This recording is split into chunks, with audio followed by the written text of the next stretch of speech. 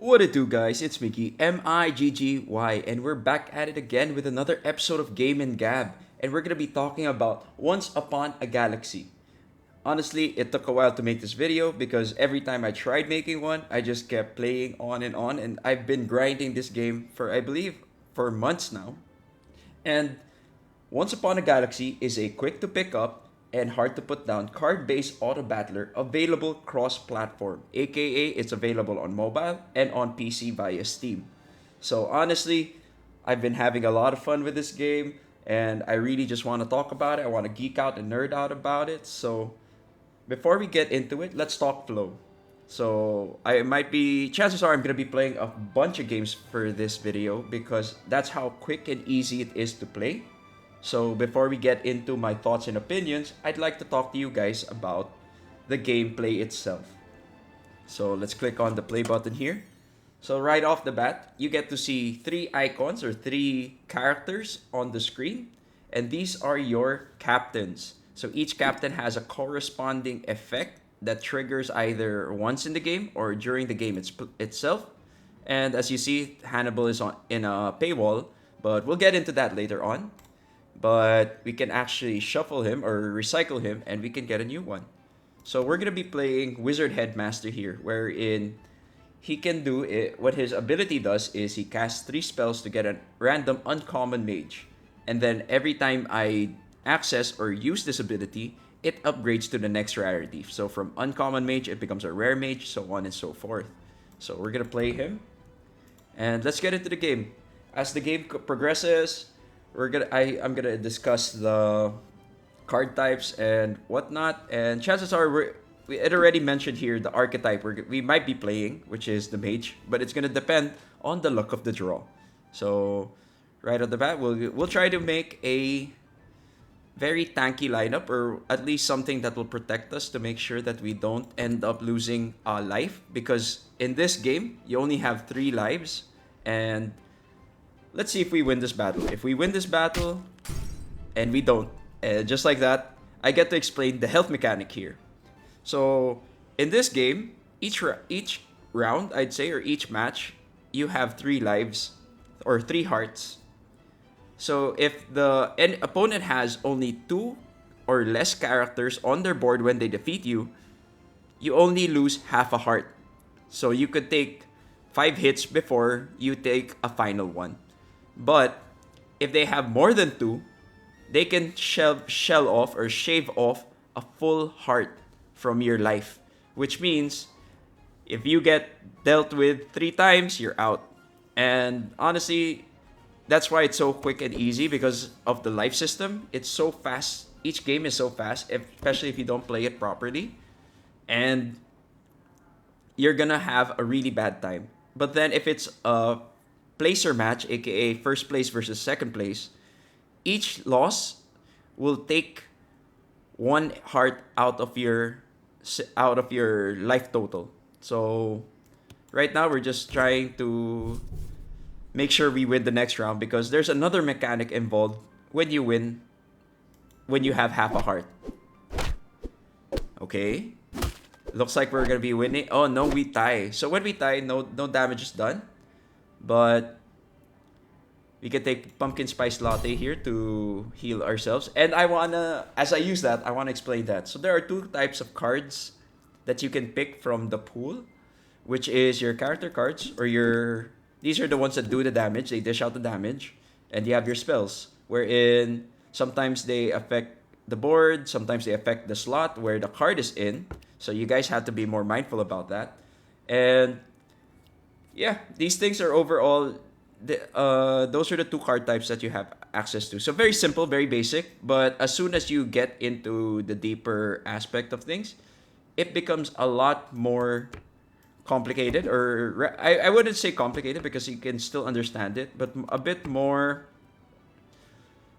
deep, because that's the intricacies of the game. It's easy to pick up, but what keeps you in is the intricate battle system it has, or card system it has.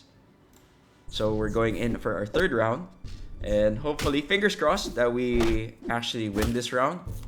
But we might actually win this round. And just like that, see, We had one left, and he took half a heart of damage. And as we play, I want to be talking about the archetype because, as you guys can see, there's a small thing there, or small text there that says animal, and they also have their abilities. But as long as you don't have to get into these too early on, because the game plays itself basically. You're gonna The more you see these cards, the more you're gonna remember the effects and abilities. And yeah, we're playing a certain archetype right now, which is not what we imagined we'd be playing, because we mentioned we were gonna be playing mages, but a lot of the cards we've been picking up have been animals. So just because your hero or your captain is mage bias or mage dependent, it doesn't mean that you have to play mages all the time, because it's also gonna depend on the cards you draw. So right now, at least we have uncommon mage fey animals, so that's gonna help us. And we have a mage animal, and here Katamari is an all type, so it's basically a hero, villain, mage, hero, animal, whatever, whatnot, so on and so forth, right? So we get to play a bunch more cards, and there we go. We get to level up these cards, and once we get a gold card, because right now you guys are seeing me upgrade my cards from bronze to silver to gold. I'm gonna get to another card archetype, or yeah, another system in the game when we reach it. So I don't want to overload you guys with information too quickly. So let's just play it as we go. And we cast a spell on our Fey animal, and we trigger our ability wherein we cast 3 spells. So we get a random mage. And since I don't want to put this in my deck or in my five man card pool, I'm gonna discard it, but it counts as a recruit, so I still get to use its ability. So we get to cast Twinkle Twinkle, which affects the card that I will be picking up the next turn. But hopefully we win this. Okay, things are looking good because we're stacking our Foul Lich. And we do win it. Let's go. Next is, we got a really good card here. And this is Mama Bear. So we're gonna get Mama Bear. We're gonna stack her there. Switch these things up. And we're gonna put Treasure Hoard on Katamari. Treasure Hoard is an ability which we can't trigger just yet because we do not have a treasure card or a treasure item yet. But we'll get into that once we get through that part. I don't want to rush you guys or preempt you guys with the information. So right now we just want to be making sure we hit those right timings, and right now it looks like we are, because we're slowly surviving. We're constantly on 3 health. So I'd say that's a win. A win's a win, And we're gonna upgrade her. Okay. Do we want to use this mage? No. We'll just 2x our next ones. We're gonna discard Chaos yet again. And we're gonna increase our Flying Monkey's damage. Now, do we want this? Do we want Katamari or do we want Hunt or Anne Bunny? I think we'll keep the Katamari because it's also a mage. So we'll take the Shrink Tea instead, which is an attack spell, by the way. So if you guys could see, it shrinks the strongest health enemy to 1 health. So that gives us a way to deal with our opponent's big hitters, and that's a plus point, especially in this type of deck. So we get to see Davy Jones is gonna be taking that one, and instantly off the map, or the field. And yeah, we keep securing these small wins, though it's not a full heart. At least we're making progress, we're making impacts, we're surviving as well. Take Boon Willow, let's get the buffs up. And there we go. I think this is gonna be our first L.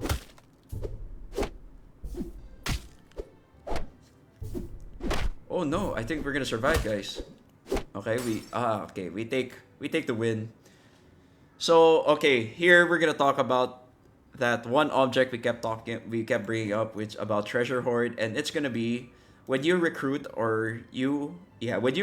a gold card, And we're gonna do this right now. So these are treasure cards or treasure items or treasures, I guess. It's kind of redundant to call it what a treasure card, treasure item, treasure whatever. So these cards or these items, these treasures, sorry, they have effects that affect your board or affect the game state. So right now I'm eyeing the Relic of Antiquity, and it just goes on the side, and it has a lasting passive effect or passive or triggered effect every time you do something on the board. So they affect the board state without actually being on the board. So there are builds that play around that. So when you guys pick this game up, you guys feel free to explore the different types of archetypes and gameplay. And right now I'm showing you guys one of the big archetypes, which is animal mages, because there are a lot of treasures and a lot of captains that have interactions with animals and mages. So here I don't want to pick anything up. I will probably get the Presence of Gaia. Put it on my flying monkey because it has sneak. So that means I could attack the back line, especially if the back line is providing support to the front line. Like this, like so. Daedalus has that support, but we were not able to do it because we did not take enough hits. Okay, so right there, we were gonna take almost a full heart of damage, but because we were able to clutch it with our foul lich, we were able to bring the game back and just take one hit, half a heart of damage. So I'm eyeing the Prospero, but right now we're working with animals, so I'm gonna be golden. I'm gonna make my Mama Bear a gold Mama Bear because it buffs her ability, wherein instead of giving 2 2 plus 2 for each slotted animal, it's gonna give 4 and we get to see another lucky card here. But then it's tempting. We could get the pumpkin spice latte, or we can get the Guardian of the Grove, which I'm kind of eyeing as a better option because it will buff up every animal that attacks. It buffs up the other animals each time an animal attacks. And right now we have 5 animals on the board. So chances are we're going to do a switch up here. We're going to be switching out that flying monkey for the Grove of the Animal, Guardian of the Grove, which will slowly buff up and consistently make our heroes or our animals stronger. And I think we're gonna see the turn here. Okay, so right now, this is what I meant. So when you just lost half a health and then you engage in the next battle, as long as you haven't taken damage, if you win that match, you heal half a heart. So this was the risk reward I was talking about with the pumpkin spice latte pickup a while ago. So it's better to try to secure a win, especially if you get a key card in exchange. Because even though you did not get the pumpkin spice latte heal, you were able to heal because you won through combat damage. So those are the nuances that make this game very enjoyable, especially if you like the tempo, if you like playing tempo, if you like playing combo, because big numbers, yes, this game has big numbers, but it also, it hits the brain juices when you see that the system you made just works, right? So right now we're gonna be putting Grodo on probably Katamari, because Katamari is kind of behind right now. But this is a tempting choice to get Merlin here, because every spell I cast will give +5/+5 to all my cards, my characters. But right now it's pretty risky because we are working with the animal archetype, so we might as well slot that out. And we get a gold wind-up toy. So do we want to get the spell for battle, or do we want to get the treasure? Because right now we could play it pretty risky because we have 3 health. So we'll probably get the treasure, and hopefully it's something good. And it's something good, so we get the secret map, which will trigger on turn 12, and currently it is turn 10. Oh, okay, I think we're taking the L here. Because that's one tough Kraken, but we've been progressively stacking our foul lich. So I guess that's what's actually keeping us in the game. Mirror Mage or Down Came the Rain. Down Came the Rain gives front +1/+1 to front slot, so I believe I will go for that because it's a spell that buffs up my Fey Familiar and it buffs up my front row. And we have another spell here, Lost in the Woods. Yeah, okay. We'll just keep spamming the spell because we want to buff up our animal mages. And so yeah, as we're talking about the flow, you guys get the feel of the experience. And honestly, what I like about this game as well is it's asynchronous. So what does that mean, right? You're playing against other players, but since it's asynchronous, you can play at your own pace. So if you get busy or whatever, you can take a step back and then go back to the game. But I think they penalize you if you're out for too long, because it happened to me when I was playing on mobile. When my game shut down, I lost rank points. So that might affect you guys as well. So just be mindful of that. And as we progress, okay, so maybe I'll swap out Katamari for Goldilocks, because Goldilocks gets buffs for each buff that gets each slot that get buffed, she also gets it. So with our build right now, we are slotting every buff. So it's gonna actually scale faster or grow faster than it's gonna grow faster than our Katamari that we had there in place. And right now, maybe we'll take the Shrink Tea and the Eureka. This is why we kept the Mage. We're gonna put it on our Fey Familiar. And we're gonna all for one, I believe. Yeah. And here we go. And right now, just like that, my captain's ability is done, meaning it will no longer proc because we have reached the end of the cycle. And we won first place. Talk about a very lucky game 1. So yeah. Before we get into the second game, I want to talk about the deck building aspect of the game. Because the more you progress, the more you play the game, the more you unlock cards for certain captains you play. So take for example Artemis. So I played Artemis a lot. So that means I unlocked 23 out of the 80 cards that she has in her deck building list. So what do I mean by that? So when we get to the play button, so we get Electric, Jay Sparrow, and Boy Who Cried Wolf. We'll shuffle that. We'll recycle that. And right now, I'm eyeing Jay Sparrow. So we'll play Jay Sparrow. And if you look at the bottom deck, or bottom of the screen, you get to see starter deck and custom deck. So basically, in the custom deck, let's edit this first. You get to choose which heroes you want to play in that deck or in that match, because yeah, the cards are random, but you could actually tweak your deck to prioritize showing these cards specifically. So I was leaning towards more of a pirate based deck, so these are the cards I chose. And since Jay Sparrow's ability is to trigger Hunt twice, I chose the cards that have Hunt. So actually, I might remove this Snapping Hydra, maybe change it for Sarmina, who is a support that gives Hunt. So we'll add her. And yeah, that is the deck building aspect of this game. So the more you play, the more you can customize your captain's deck's gameplay. And that's what makes this game very lively, very you don't end up getting bored with the gameplay loop, because of the randomization aspect of it. You get to experience the game differently, because as you saw, I was playing animals even though my captain was weighing towards or leaning towards playing mages. It just so happens that I was dealt a card with a lot of animals.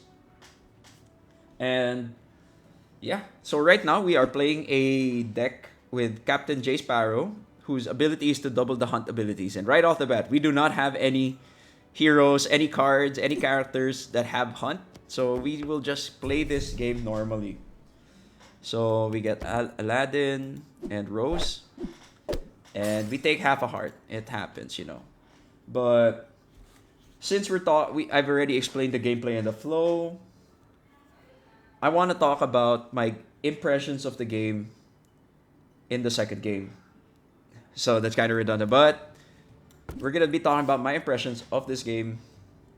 And honestly, I know the first game seemed like it was so long, but it's because I was explaining as we played. And honestly, why I fell in love with this game is because it's so easy to get into. But the more you learn, the more you understand it, the more you check or read the nuances, it just gets deeper and deeper. Because it is a 10-minute game, but it can be quicker. Okay, emphasis on it can be quicker because you can constantly you take L's, you draw cards fast. As long as you know the games, as long as you know the card abilities, you don't have to read, especially if you don't like reading. And it's really a plus because it's so easy to pick up. Like I said, at least 10 minutes for a game. It could be quicker if you use the interface enough and you understand the variety of captain and cards. But it doesn't get stale. It's after you play it, you can just like take a quick breather or whatever or whatnot, and then you can pick it up again. And every game will not be like the last because you could be playing toys, but it might be a different type of toy gameplay, or you could be playing animals, but the animal gameplay you're gonna be using is different. And since I did say that it was a 10-minute game, and the reason why it's such a quick game to play is because the user interface is very intuitive, and the deeper you get into it, the nuisances of the game slowly become routine. And just like that, I'm not even reading the cards, but I already know which cards to pick or which cards I prefer to play. So right now, I really need to be taking wins. So I want to be surviving the first few turns. And I believe this is going to be the turn that we're going to survive. We're going to finally win a match. And I am wrong. I am mistaken. But that's the point. Like, you see what I mean? That suddenly, it just wasn't working. But we're getting our hunt cards now, so hopefully, fingers crossed, it's gonna come up to something. And since we were talking about how easy it is to get into, how easy it is to pick up, how easy it is to, keep on playing, I very much enjoy this game because of that. It's so easy to pick up. It takes a bit of brain power, but to do it in passing, especially if you wanna have a grinding session. But if you're very much into the game, you will find that it is easy to win, as there are certain archetypes and card combinations that guarantee a win. Because as you can see, right now I'm playing Hunt, right? That's supposedly my win con. But the Hunt cards are not showing up. The Hunt card basically is it triggers every time my character KOs an enemy. And right now, even though I built my deck to perform with that in mind, it's just not doing so. It's not giving me the hunt cards I need for the game. So again, just like that, it becomes very RNG. And there we go. It was a fast game. I ended up with 6th place, and that's you just GG re-queue.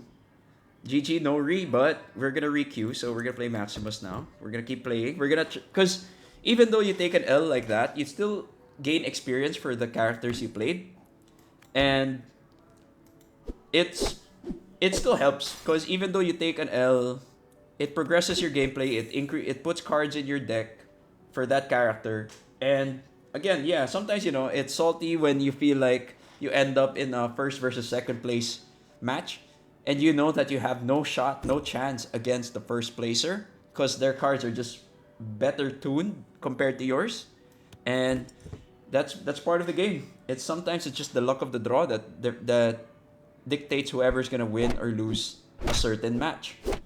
And That's why I really like the deck building aspect of this game, because that's the beauty of the game, I believe. Like, you can tinker the RNG to suit your playstyle. So, for example, what I did with Jay Sparrow, I put in or I gave it a built-in archetype, which is the Pirates and Hunt, hoping that it will lead me to a better card pool, hoping it will lead me to a better RNG chance for getting the cards I need.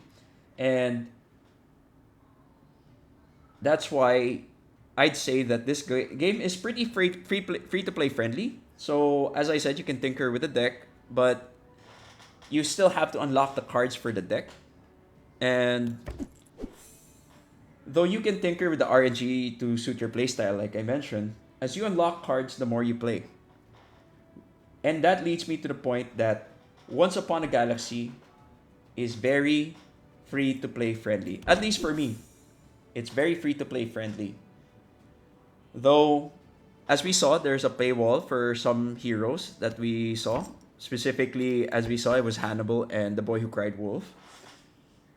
That is locked through a paywall, but behind the paywall. But it doesn't always affect you. It doesn't mean just because they're behind a paywall, it means they're OP, or they're overpowered, overtuned, and chances are if you get them, you're supposedly gonna win. But that's not always the case, because sometimes, as long if you don't know how to play the captain, you don't get the right cards, you're not gonna be winning, and that is something you have to keep in mind as well. You don't have to pay to play this game, because everything except skins, of course, the aesthetics, can be unlocked through progression or through gameplay, and and that's why I really enjoy playing this game. It makes me want to grind it. It's so easy to grind. It's so easy to grind. It's so easy to play. And that's why it feels like, even though you're grinding out the cards, it doesn't feel like, oh, my deck is weak because I don't have this certain card unlocked yet. And yeah, so as long as you keep playing this game, you get to experience the full game, which is rare to come by, because a lot of the auto battlers like this, sometimes, they have a battle pass system, progression, overtuned captains, heroes. You have to understand that it doesn't always have to be like that. And this game proves it, because you get to experience, you get to play a very fun auto battler that doesn't feel grindy at all. And let's just say that this is one of my go-to games when I'm idle or I don't know what to do. And so I guess I'm yapping on and on about how much I really love playing this game. So my final verdict on this game is, honestly, if you want to play this game, you could play it. Oh, actually, before I get to that, I want to also emphasize or talk about the cross-platform experience, because I believe it's a pro and a con. So it's a pro because you get to progress. If your phone is low on battery, it has no charge, you can play this on the PC, and with it, you could, this is the interface you get to see. It's very wide, but honestly, if you're looking at the interface, you might say to yourself, or you might think to yourself, it actually looks a bit better on mobile. And honestly, based on my experience, I prefer playing it on mobile, because the intuitiveness of things, as I mentioned, the user interface is very intuitive.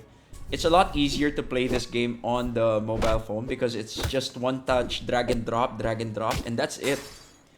And that's why this game is very enjoyable, because honestly, this game is, I don't know, I'm just fanboying now, because as a Magic the Gathering player, as a TCG player myself, this game just presses all the right buttons, and it feels great to have that feeling wherein when you're the combo you're building, the deck you're building just works. And honestly, if you have a chance, I highly recommend playing this on mobile because personally the experience is a lot better for me. But of course, if you're a PC gamer, there's no harm done. It's also as smooth as it is, and you get to play it on a bigger screen, and you get to appreciate the art of the cards a bit more. And I think we're leaning towards the latter parts of the game, and I believe we're gonna be seeing a winner real soon. And let's see how far we get, right? Because right now we're hitting all the buttons, we're getting everything done, and this is what I mean though, that we're against Mathos, who has a Hercules that just exponentially grows. You're gonna question like how am I gonna deal with that, right? So right now we're gonna be looking for spells that will address it. And right now we do not have any spells that will address it because dang. That it's just rough. No mix and match, no nothing. So we're just gonna play on until we find something. Okay, so there's still another person in this game, so it's not gonna be GG just yet. But we're taking a lot of hits. But here's their Monstro. Do we want that one? When you pick a card, yeah, we have to stack up as much as possible. Giant Growth, Blessing. Yeah, we'll just keep buffing up our 3 blind mice. Hoping for that, for that turnaround. So when we meet that Hercules yet again, we're gonna be more ready. And we heal up, so we have more time to spare. Pandora's Box. Parting Gift. Okay, we're gonna take Pandora's Box and hope that we survive till next round. And we do not. That is a 41,000 Hercules right there. We do. We're at 2 lives, so we're gonna survive. But I digress. I was talking about the game, and this is what I meant. Like, good thing there's an example of it where you can see that inevitably, if I do not address the Hercules, I will not be winning first place in this game. And that's what I meant by the game being a matter of luck and RNG, because he got very lucky with that card, and he got it the moment he needed it, and it just went really well for him, and we can't do anything about it. Right now, it's just a matter of trying to survive and take it, and more or less try to secure second place for that EXP. But things are not looking good. And yeah, right now I believe I don't have a set deck for Maximus because I haven't played him yet or played him enough. But I believe we can address that soon, hopefully.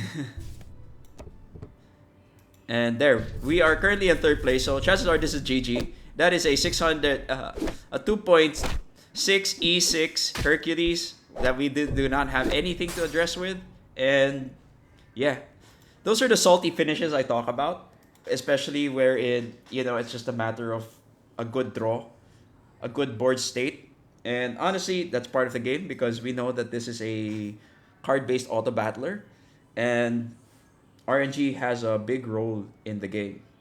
So again, we going back to our conclusion. With that being said, even though you saw that, even though we finished this video with a salty L, I still highly recommend you guys check out and try out Once Upon a Galaxy, a 10-minute card-based auto battler that is available on mobile and PC. If you guys are very much into TCGs, you're gonna enjoy this.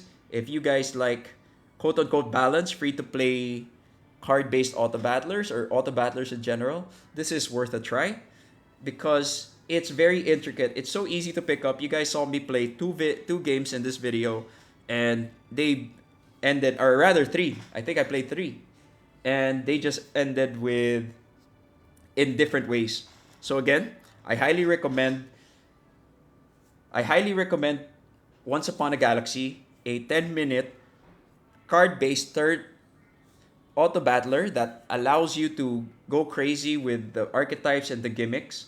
And the more you play it, the deeper it gets. So again, check out Once Upon a Galaxy on PC or mobile if you guys are very much into card-based auto battlers. And with that being said, it's MIGGY. If you like this type of content, feel free to subscribe and stay updated and stay posted on my other social medias. Links in the description. And I'll catch you guys next time.